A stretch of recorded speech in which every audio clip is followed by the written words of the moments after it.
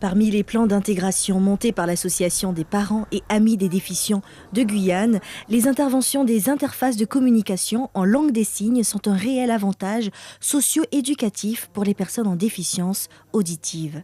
On a besoin de communiquer avec eux. Les interfaces de communication, qui sont là depuis déjà bien des années et que je salue, récupèrent tous les nouveaux signes qui sont créés par les sourds eux-mêmes, qui sont très attentifs à leur manière de communiquer.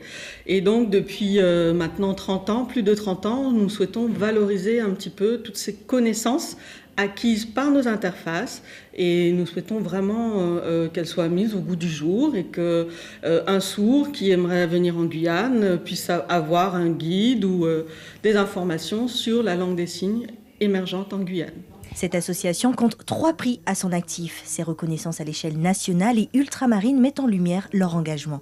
Nous avons présenté effectivement le projet d'expertise de la langue des signes ici en Guyane et lors des assises de l'outre-mer, nous avons été lauréats pour ce prix et nous avons également présenté ce même projet pour les sésames ultramarins de l'accessibilité positive, qui a eu lieu en Guadeloupe.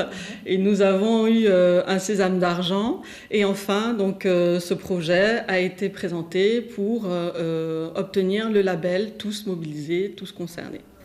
Pour Pascal Marie-Rose, il n'existe pas une, mais plusieurs langues des signes. Ce doctorant en sciences du langage a apprivoisé cette langue dès son plus jeune âge, et c'est d'ailleurs l'objet de sa thèse, puisqu'il a pour objectif d'analyser les potentielles langues des signes locales. Ce projet est en collaboration avec l'APADAG. La Guyane, plus précisément l'Ouest guyanais, est sans terrain d'étude. Le but de ce projet, c'est d'abord de se rapprocher des familles de l'intérieur, voir comment se passe l'interaction entre l'enfant sourd et les familles, encourager justement ces interactions gestuelles, étudier ces langues des signes émergentes et ensuite pouvoir avoir en les analysant une vision assez globale des langues des signes de Guyane et dans un cadre a posteriori didactique, enseigner une langue des signes qui prend en compte ces spécificités. Ce projet ambitieux offrira un mode d'accompagnement nouveau à l'APADAG qui manque considérablement de formateurs en langue des signes et d'appui financier. À l'heure actuelle, 180 personnes en déficience auditive espèrent être suivies alors que l'association ne détient que 20 agréments.